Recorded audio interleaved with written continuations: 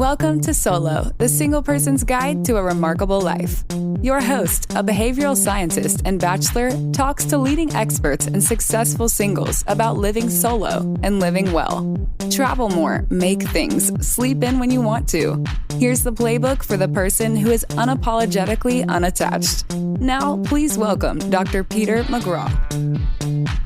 This podcast is new. I mean, it's brand new compared to Onely, for example. And there are times where I think, am I too early? Really? We're seeing signs of the change, but there's not a lot out there. Let's be honest. Most of the messages to singles are, you can get through this. You're going to be okay. We just got to fix you. And then you can find that person and everything's going to be right. And so sometimes I feel like I'm shouting into the wind a little bit. Welcome back. Interspersed among the episodes that make up my longer series, I'm placing some episodes that highlight rebellious singles. In this one, I invite the co-founders of the Onely blog to talk about great Onelers. One thing that struck me about these powerful singles who are able to accomplish extraordinary things through their ability, focus, and fortitude was not that they were able to do these remarkable things despite their singleness, but rather because of it. We conclude with some bonus material.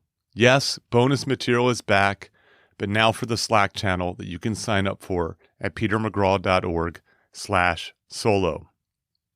While you're kicking around the internet, please rate and review the podcast.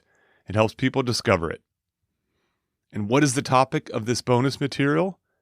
Well, my guest and I dive into a long overdue topic, the stereotype of the crazy cat lady. I hope you enjoy the episode. Let's get started.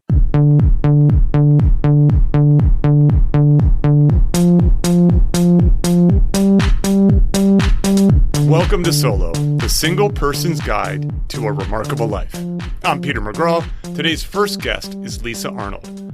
Lisa is an associate professor of English. She's an expert in the history of rhetoric and transnational writing education. She runs university writing programs and teaches graduate students how to teach writing. She loves memes, and she shares all cat memes with her favorite blogger, friend, and our second guest. By the way, cats kind of freak Lisa out. Welcome, Lisa. Thank you so much. Happy to be here. This is going to be fun. Our second guest is a return guest, Christina Diane Campbell. She was a guest on episode 45, Onely, Not Lonely. Christina has co-founded the singles advocacy blog, Onely, with guess who? Lisa. Christina has written about marital status discrimination for Atlantic.com and PsychologyToday.com. Her extended essay, And Sarah, His Wife, about mental health, misogyny, and colonial America, won the Michigan Writers Cooperative Press Chapbook Contest. She lives in Northern Virginia with her infrared sauna, and guess what? 2 semi-geriatric cats. Welcome back, Christina. Thanks, Peter. Hi, Lisa. Hey, nice to see you. It's nice to see you guys. You two talk a lot, I suspect. Yes. Yeah, we do. Well, thank you for letting me in on this conversation. Very quickly, let's just talk about Onely for a moment before we get into this, because what we're about to do today is actually an element of Onely. And what we're going to do today is we're going to talk about some rebellious singles through history. And you two have a blog, in which Christina was kind enough to talk a little bit about in a previous episode. How did Onely get started, and what are you two doing with Onely? And why should my listeners read it? Well, it started, I guess, about 10, 15 years ago. I don't know how long. I feel like 2009 is when we started it. 2009-ish. I think so, Okay. yeah. Right. And it was after Lisa and I were both going through breakups at the same time. And Lisa had a sudden revelation like, hey, I'm reading all this rhetoric online and in the media that says if I just, be a happy person and get myself together and enjoy being a single person, then I'll finally find someone. That's right. And, that's as simple as that. And she was like, I suddenly realized that is just insane. And we started talking about that, and she said, you know what, we should blog about this. And I was like, what's blogging? And that's how we started Onely. And pretty soon after we started Onely, I think one of us found Lisa, our Bella DePaulo's books. Yes. Her first book, I think it was Living, what was her first book? I know, there's so many. The woman is a machine. Right. It's amazing. She writes a lot about singlism and matrimania, the overprescription of marriage, as Peter calls it. And once we read her book, then we really got going with Onely because she was very supportive. You know, can I tell you a quick fact about Bella? Mm-hmm. Bella loves reading and writing, so much so that when she does, quote unquote, listen to a solo podcast, she reads the transcript. Hi, Bella. She's reading this right now, I hope. Lisa, you want to add to that? And what exactly does Onely do? Well, I will just add here, I have been pretty inactive on Onely since I finished 2009. No, I think since I finished my PhD, I see. I actually moved overseas for about 4 years, and I just, it was the beginning of my professional academic career. So unfortunately, I kind of lost the time, but Christina has maintained it, and it's been really active recently, and it's really exciting. And I'm just grateful that it hasn't completely shut down on account of me.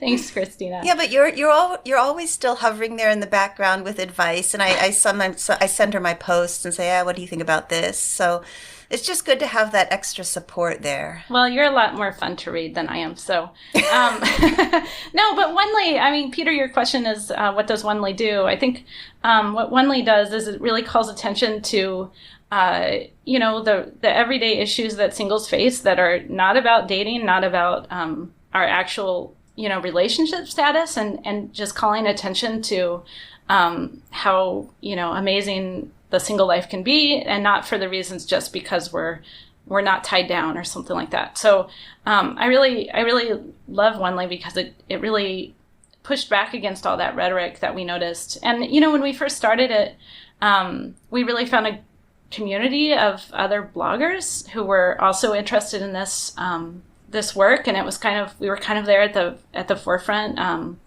to try to raise awareness about just how problematic that sort of heteronormative rhetoric really is. Mm-hmm. Well, one of the things that's so interesting about this is, this podcast is new. I mean, it's brand new compared to Onely, for example. And there are times where I think, am I too early? Really? Am I too early? Well, we're seeing signs of the change, but there's not a lot out there. Let's be honest. There's Bella, there's a handful of people, but most of the messages to singles are, you can get through this. You're going to be okay. We just got to fix you, and then you can find that person, and everything's going to be right. And so sometimes I feel like I'm shouting into the wind a little bit. And so now I'm an optimist. And so, but you were like, we started in 2009. I'm like, oh my God, these ladies were early. I guess so. I mean, there weren't any podcasts at the time, so that's excellent. I'm really happy to know about your podcast and to be able to listen to it. Well, I appreciate that. So one element of Onely that I like a lot is you do profiles of, I call them rebellious singles. But what do you call them? Do you have a term for these singles, great singles in history? We just started calling them great Onelers in history. Onelers. Okay, that's fine. We sort of pulled that out of our butt, so. That's fine. Well, there's no good language around what we're talking about. And that's another good point. Mm-hmm. You're right. Yep. There really isn't. So, great Onelers. I love it. We might have just titled this episode right now. I think it was supposed to be a bit of a play on the loner concept. Mm-hmm. Mm-hmm. Yeah, that's great. I'm actually preparing for a series on solitude, and I'm not sure this may come before it or after, but in any case, I just learned about loneliness, which is the opposite of loneliness. Oh, interesting. Right? So these are people who need solitude, and they can't get it. Oh, And the idea is that loneliness can be a problem, but aloneliness can also be a problem. Like they're never alone. There's no space for them to be alone. There's no space to think and to rejuvenate. And I can understand that. I can identify with that. Yeah. Sure. So again, but terrible word. And so here we go, Well, you two are very kind. You're incredibly gracious and conscientious. These are my two most conscientious guests. They have done, not to set up expectations that are too high, we're going to talk about 5 great Onelers. And they have prepped everything, and I think they've even done a walkthrough together. So this is wow. Wow. And so, Lisa, you're going to kick us off with Bessie Coleman. And I don't know if everybody knows who Bessie Coleman is, but she's a rebellious single in history, and they should know, shouldn't they? Yeah, absolutely. So Bessie Coleman is a really important figure in history from around the turn of the 20th century. That would be, early 1900s. She was born in 1892. She died in 1926. That's a pretty short lifespan. She did die at the age of 34, if you're doing the math. And you'll understand. I didn't, so thank you. You'll understand why she died an early death when I tell you about her career. But what she's really important, her importance is that she is the first licensed Black pilot in the world. She's also the first licensed Native American pilot. Her father was Native and her mother was African American. And that is not the first Black woman pilot, it is the first Black pilot. So nice. That just gives you a good understanding of just how important she was.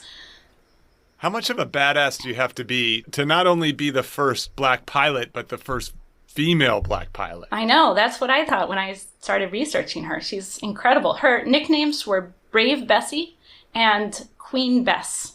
So some of the things about her, she went to aviation school in France.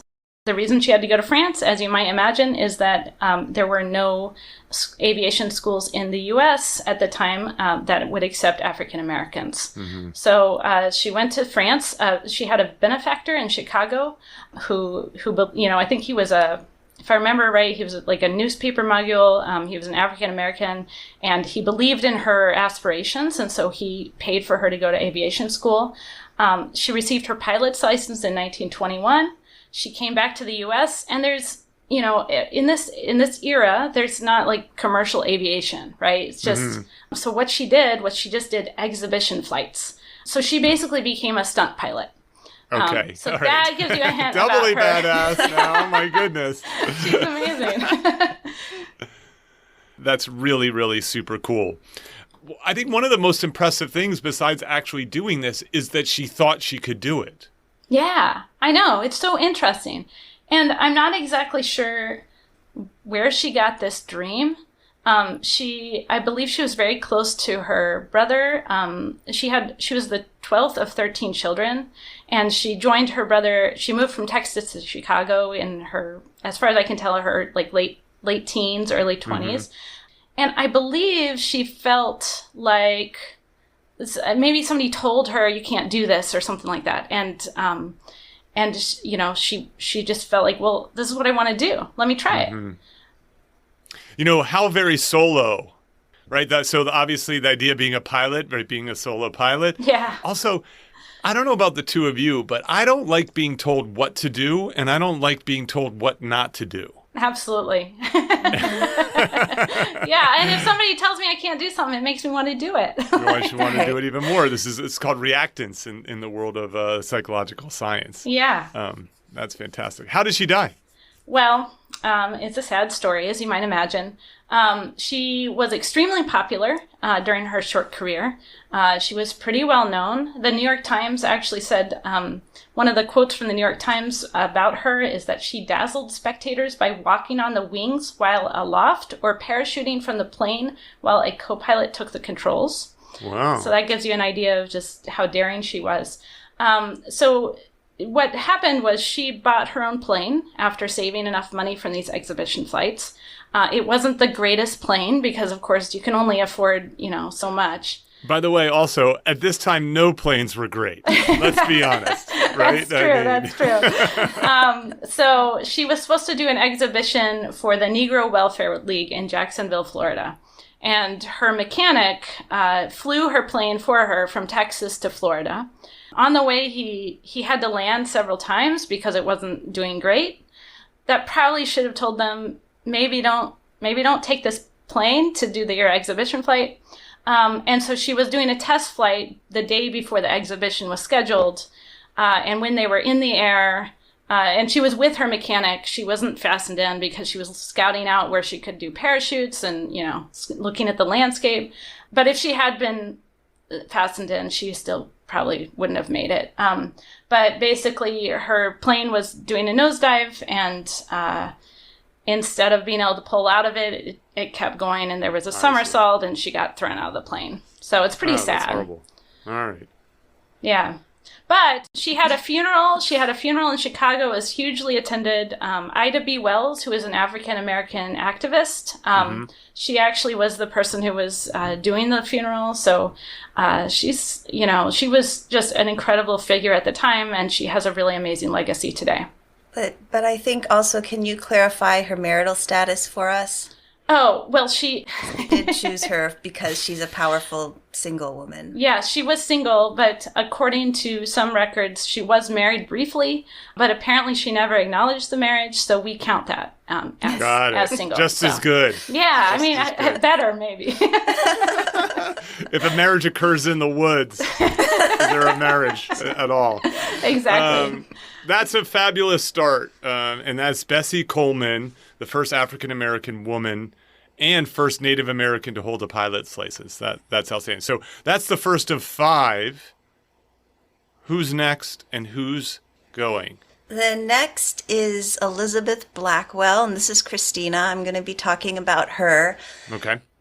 So let me first tell you the reason I chose her was because the author Janice Nomura, who, when I talked to Peter about Oneley on the previous podcast, we actually talked about Ume Tsuda, who was the subject of a book, a historical nonfiction book by Janice Nomura.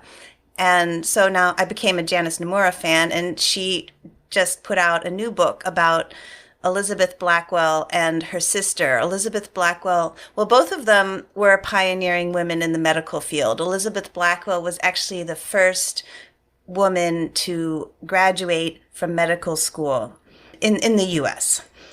And it's not like women weren't involved in medicine at this point. They were being trained in different kinds of medicine, but not really in a formal medical school setting. She was the first woman to actually attend a medical school and graduate. And what struck me when I was doing research on her was this quote where she described her life. She said, she described her feeling about her life as she was attending medical school and as she was trying to establish a career in medicine. She said, "I know why this life has never been lived before." And I think she was said during probably a moment of frustration. When she was walking to class, people would harass her on the street and talk about what a bad, poor example of a woman she was. I think when she was actually in the classroom, eventually she won over the male students just because she was so smart and so dedicated. But the general message society was giving her all those years she was in school was, why are you doing this? Why would a woman want to be dissecting corpses? Why would a woman want to sit in a class with all these men and talk about male body parts? Right. Yeah. And also, one thing about this, if I may, this was a pretty gruesome activity in 1847. Yes. Amputation, we didn't have anesthesia the way we do now. It's not this clean. It wasn't super sterile. She did become BFFs with, friends with Florence Nightingale, and Florence Nightingale taught her about hygiene and I see. Interesting. Germ management, I guess, to an extent. But yeah, it was, and I guess people were robbing graves and to get bodies to dissect, and it was a pretty brutal time in the world of medicine, at least in the West. So I knew you were going to do this one, and I did a tiny bit of Googling. Good. I can't call it research. I'll call it Googling. And I was like, how did this woman go to medical school in 1847? And I found out the reason behind Lisa the way allegedly. she got in, right? Yes.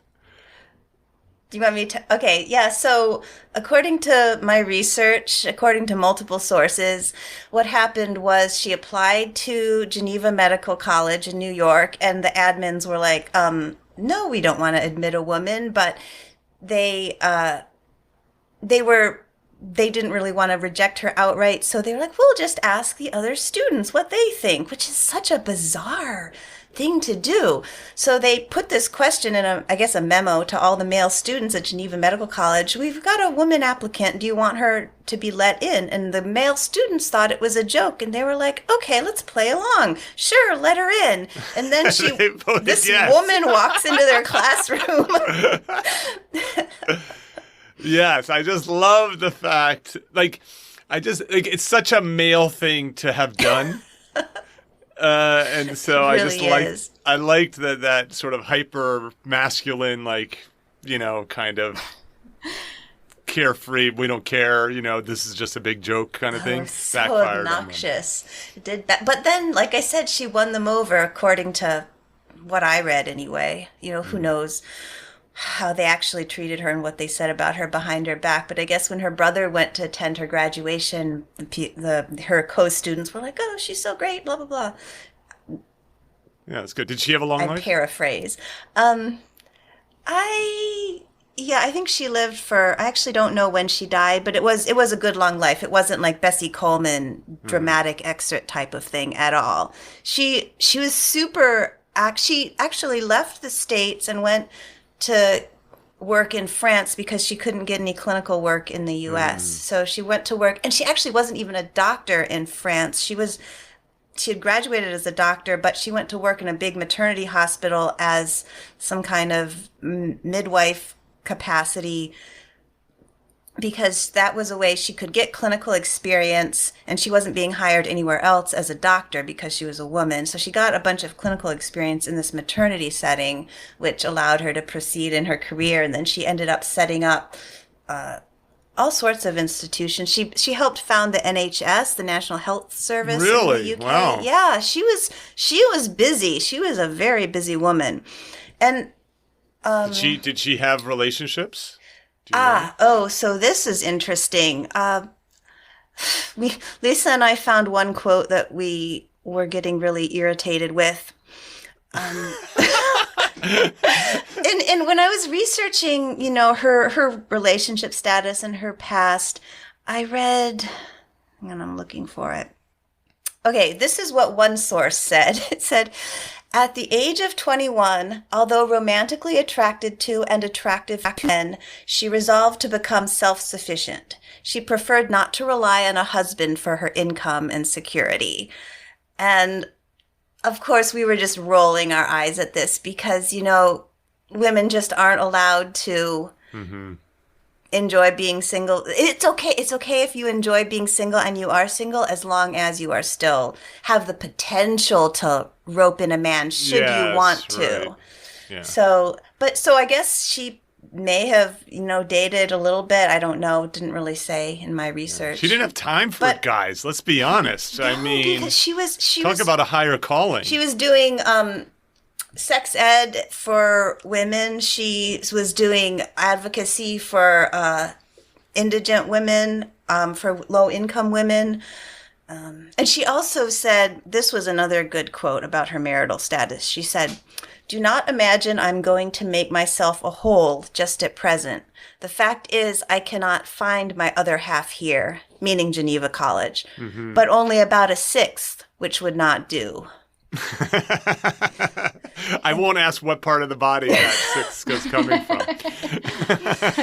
But again, she's talking about, I'm not going to make myself a whole. So even though she was this super progressive woman, she still bought into that rhetoric about. Yeah. Back then it was even harder. But even today, there's a sense of, I'm not my better whole, half. my better I'm now half, complete. Yeah, it's super annoying. Yeah, real problematic. Well, but something that's really interesting that she had, how many sisters did she have? 5? Oh, yeah, right.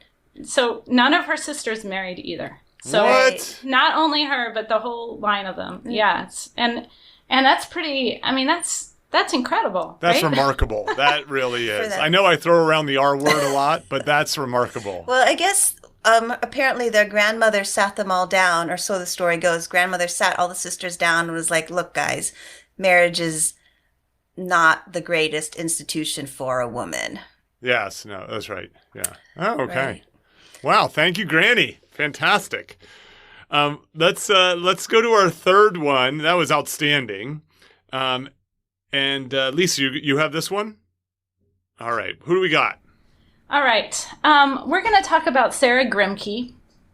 She was also, she's about, we're going to go back in time about 50 years earlier. We're kind of going backwards, reverse chronology right now. That's fine. We'll wind up into the 20th century later. But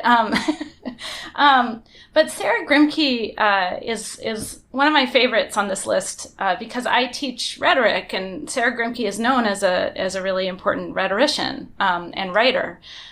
She's basically considered today the first important American feminist theorist.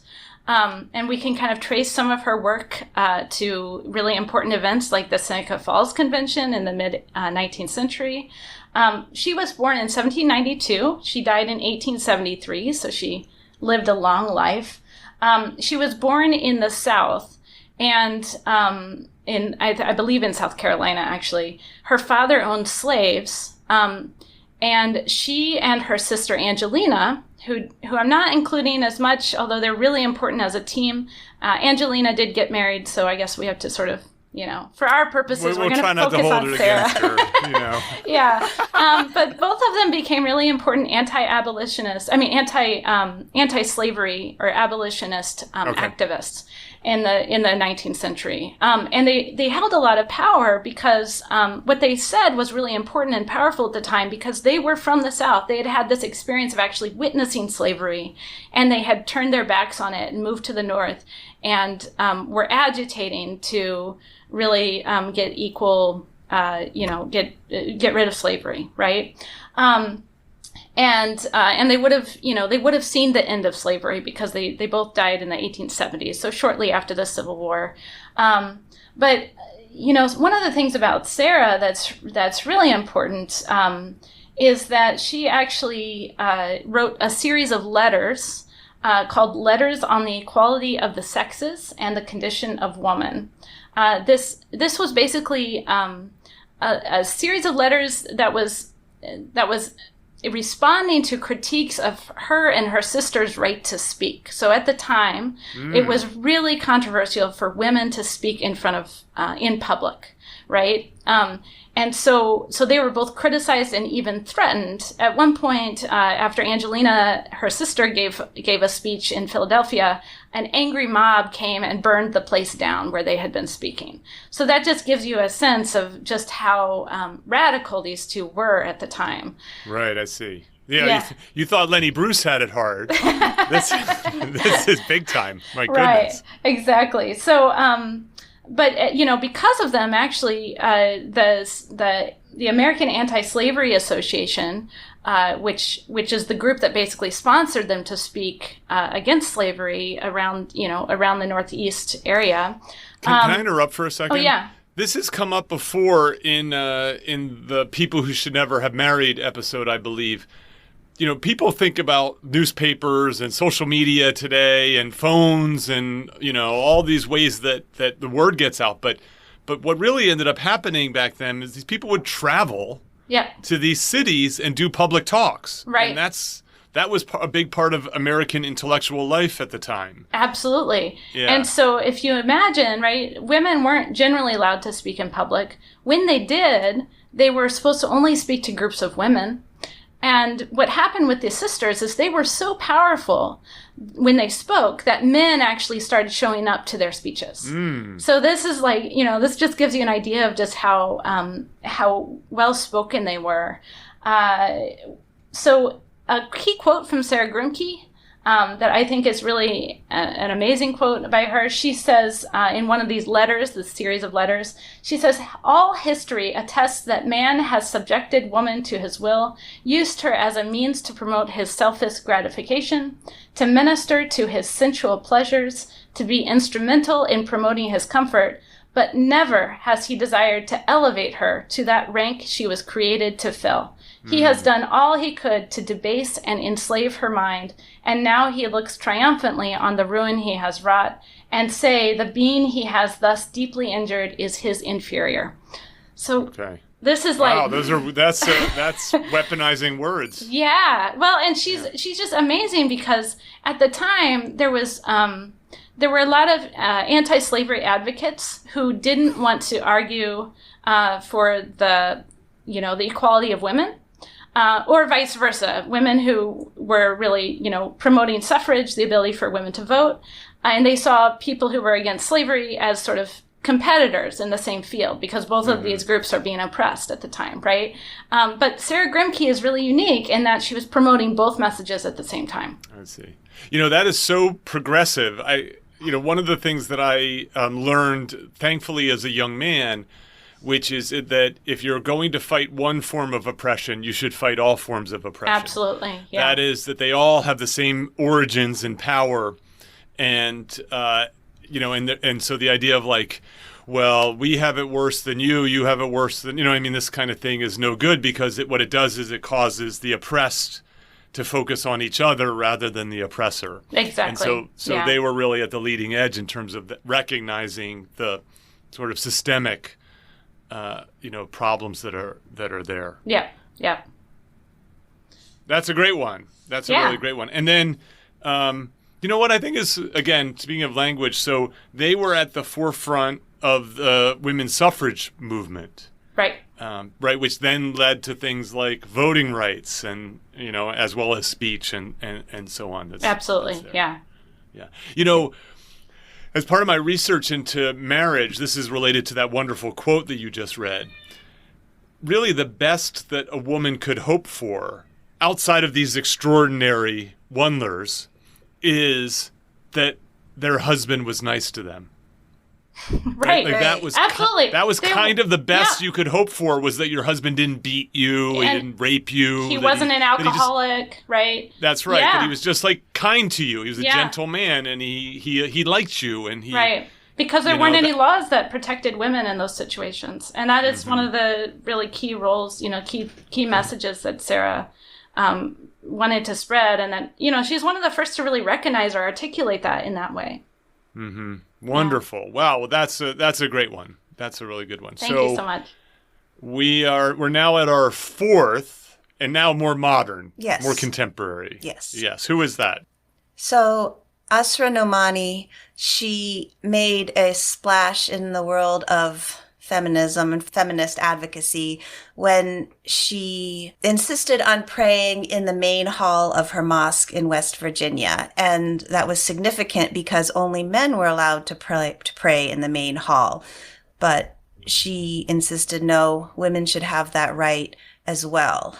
And that was how I believe she got started, but she also went on to do, and she still is doing, a lot of amazing work. She founded the Muslim Reform Movement, and their mission statement is they seek to reclaim the progressive spirit with which Islam was born in the 7th century and to fast forward it into the 21st century. I see. Yeah. And then she also, this is how I became aware of her. She is co-founder of the Pearl Project, which is a Georgetown University investigative journalism project that was stood up after the 2002 murder of Daniel Pearl, the Wall Street Journal reporter. And Asra was very close friends with Daniel Pearl, and she actually was with him and his wife in their house right before Daniel left to go to the interview where he was kidnapped, and he, of course, later ended up being beheaded. So she and his wife both saw off Daniel Pearl, but when... I see. Yeah, and then they made a documentary about the Pearl kidnapping and execution, and they actually, or it was a film about it. And Bella DePaulo wrote about this problematic aspect of the film in that the filmmakers actually basically obliterated Asra Nomani's existence. They didn't explain that she was there when Pearl and his wife said goodbye. They just left her out because she was, quote, I guess, just a friend, unquote. I see. She complicates the story, and so they just make this a simpler story. And it feels so touching, right? The wife saying goodbye to her husband one last time. Exactly. And they didn't care about this close friend saying goodbye to her close friend for one last time. That was not as interesting. But actually, if they had had any brains, they would have either kept her in the film or made a whole film about her, because her life at the time was actually super film worthy. She's a journalist in Pakistan, and she's seeing a Pakistani guy. Her boyfriend was Pakistani. She gets pregnant, and he freaks out and leaves her because they're not married. And in Pakistan, I from what I understood from reading her book, it's called Standing Alone, An American Woman's Struggle for the Soul of Islam. From what I understood reading that book, it was basically illegal to be an unmarried woman in Pakistan. I see. Who's pregnant.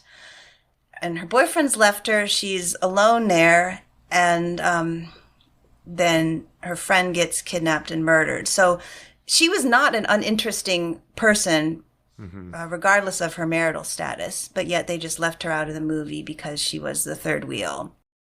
And I know that because of reading Bella DePaulo's work. I didn't actually see the movie myself. That's super annoying. Yeah, it was a little bit. But super typical. It is indeed. That's right. Right. And there's... it is interesting, if I may for a moment, Christina, it is interesting, we don't... Occasionally a film will celebrate a friendship, and I think they can often be really equally touching moments in them, Thelma and Louise and Shawshank Redemption. And it's interesting. This is going to sound weird, but I've been watching some episodes of Billions. I don't know if you've ever seen this. It's like a Showtime show. It's one of these kind of anti-hero shows. I love my anti-heroes. And so it's actually about a triangle between what is that called?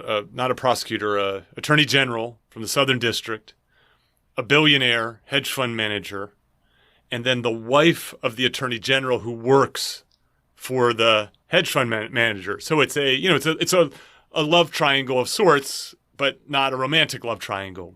And so on. It's very well written. It's a fun show. Not for everyone, of course. I'm not endorsing it. There's a moment in there where the billionaire thinks he's going to jail. Thinks he's going to be going to jail. And he's standing on a balcony having a drink with his consigliere, this guy named Wags. So it's Bobby and Wags, and they're sharing a drink. And Wags is going to, as he says, slip out the back door. He's taking off. He's going to leave the country. He's going to take his money and run, so to speak. And there's a very touching moment where one of them, I don't remember which one, thanks the other for his friendship. It's just one of those moments in the thing. He thanks, it's like under the auspice of we're going to jail. You're going to. Yeah, that's right. Lisa, if we were about to go to jail, I would thank you also. I would too. Yeah. Same. Yeah. Back at you. Yeah, what I'm saying is we see it on occasion. But when pitted against that of a marriage, a partnership in that way, it can be diminished. And I think that's unfortunate. Right. Especially because, let's be honest, when those marriages fail, guess who is helping pick up the pieces? Right. Absolutely. Exactly. Yeah, all the friends. The friends circle. Always friends. Yeah. Right. That's right. And so I didn't mean to digress too much, but I thought that was an interesting observation that Bella made and that you shared. So thank you for that. Sure. So I'm wondering if, in the interest of time, do you want to move to Charles Brandt? Sure. And people are going, wait, that sounds like a man's name. And yes, this is not all about women, although I think that one of the really cool things about the four folks that you've talked about is they are women at a time where it wasn't easy to be a woman, and that they were fighting not only against, the relationship escalator, but also against all these other oppressive forces, and hence why they are great Onelers. So what happened was, if I may, there's this mysterious great uncle that Lisa has that you two are so eager to talk about. And every time I kept trying to push him away and push him. I don't know who this guy is. And they're like, no. I hope I haven't built this up too much. But I'm looking forward to finding out about this guy. And I'm wondering, would he have been my friend? When we were doing our notes on this guy, I wrote at the end of our notes, Christina wants to be best friends with Lisa's uncle. I was so excited about this man. Well, okay, Lisa, who is this guy? Tell us his name again. His name is Charles Brandt. And yeah, he's my great uncle. So I'm really happy to be able to talk about him. He actually just died in October. My condolences. It's okay. He's 97 and he lived a great life, as you will find out. Okay. So I think that's why I eat my salad. So someone says that about me. Yeah, he's just a really interesting person, and I'm so excited to talk about him here because who knew I would be able to talk about him in this kind of context. But I've always been interested in him. I only met him once or twice. The reason why is because I grew up in Kansas City. My mom's family was in Kansas City. He grew up in Kansas City, but by the time I was born, he actually had a whole life in Canada, on Vancouver Island in British Columbia. So not Vancouver, but Vancouver Island. So he rarely came back to the States. And so for that reason, I didn't know him very well. We had been in touch over email a couple of times, which is pretty impressive for somebody that age, who was born in 1923. But he was a hermit priest. This is what's so incredible about him. He was a hermit priest for 53 years on Vancouver Island. And when he was ordained... What is a hermit priest? Yeah, that is great. Thank you. I'm so glad you asked. Well, a hermit priest is somebody who's Roman Catholic, who has opted not to be a monk, but actually has chosen to live alone. Monks usually live in monasteries, so groups with other monks. But hermits actually, they are opting on their own to live alone. Sometimes in a community with other people nearby, but their purpose is to actually practice their faith alone. And so they are committing to a life of being alone, which is really interesting. When I was researching him, I found out that he is, well, actually, I think I knew this before, but he was ordained in 1966 as a hermit priest, and he was the first one in several hundred years to be ordained as such. So there hadn't been a hermit priest for a really long time. There were about 8 of them ordained around the same time, and he is the only one who stayed a hermit priest. I think others decided to pursue other... They're like, all right, I'm out, Yeah, exactly. They were just like, this is too much being alone. And what's really interesting is he was in this community on Vancouver Island. They all lived near each other. He actually built his own house with his hands, which is kind of incredible. He actually decided... I can't even put together IKEA furniture on my own. Right, exactly. He didn't have any instructions as far as I know.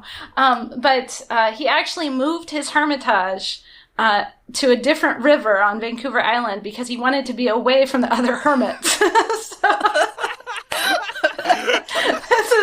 This is who he was, he loved being alone. I mean... Yeah, sure. Yeah, but... also, those other hermits are all cranks. I mean, let's be honest. Apparently, they didn't stay for 53 years like he did. But being a hermit priest does not mean you're divorced from your community. So he was definitely a big part of the Vancouver Island community. He led retreats and meditations for the public. Nice. But also, he wrote 2 books. He wrote one book called Meditations from the Wilderness, and he wrote another book called Self and Environment. That one was published in the year 2000, and you can buy it on Amazon for $884. Wow. Wait, tell me the name of this. I'm going to put in the exhibit so someone can buy it for his estate. What is it? It's called Self and Environment. Okay. Great. Yeah. And I think it's a series of meditations about, his interactions with the environment. But what he's really, he's really actually pretty well known. When I was doing research, I realized, oh my God, this guy is really famous in his particular niche circle, which is he's an influencer. Yes, he's the first influencer. Absolutely. He was huge in promoting conservation on Vancouver Island. He actually sort of saved. There are 2 main rivers there, and he sort of saved both rivers from the effects of climate change and also pollution that had occurred in the 1970s. So that's pretty incredible. But also he was a bookbinder. This is kind of his profession. He actually left the Hermitage for about 10 years in the 70s into the 80s because he wanted to develop a skill in bookbinding. And the sex in the 70s was really good too, Right. I don't think my uncle had anything to do with that. So he actually preserved old books. He sort of gained world renown for restoring many historical books like the Nuremberg Chronicles, which were printed in 1493, and many older Bibles, and also John James Audubon's masterpiece, which is called Birds of America. That was published in 1838, and it had a really limited press, publication run. I think only like 1,000 copies were sold or something. And the book that he restored of that series today is estimated to be worth $12.5 million.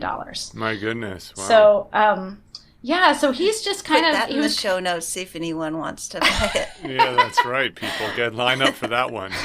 Yeah, we were trying to figure out why he didn't just keep it. Well, you know why? Because he's a generous man. Yeah, that's because why. He just dedicated himself to to others, and really, I think he would be called a contemplative activist. That's sort of his title. Mm-hmm. And since he died, his property, which was 27 acres, is now going to be a public park. And he actually made an agreement that his hermitage will be used it will be used by someone who is similar to him. They don't have to be a hermit priest. And from what I understand, the next person to inhabit the hermitage is going to be a woman. So, and the Hermitage is his house? Yeah, that's the house he built. That's cool. All right. Mm-hmm. I just wanted to be sure, because I'm sure people are like, what the hell is a Hermitage? Yeah, there's some pictures online you can find of him like standing in the doorway, and it looks lovely. I never got to Send me them and I'll put it in the blog post. Okay, that would be great. I will. Yeah.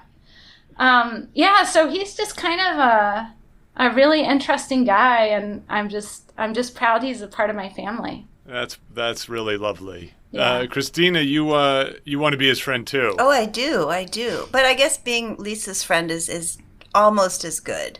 Almost as good. It's not as good. We don't know. Well, hold on, Lisa. You're still young. You know what I mean? This could really pay off, Christina. That's true. I think my great uncle would say I have a whole life to live. Indeed. Yeah. Oh, that's so wonderful. I have to tell you, one of the things that hearing about these great Onelers, these are people who were powerful in a time where they shouldn't have had power. And they were able to do these extraordinary things through their own abilities, right? Through focus and through fortitude. And one of the things that I think is really as I listen and reflect on what you're saying, is that they weren't successful, in my opinion, despite being solo. They were successful because they were solo.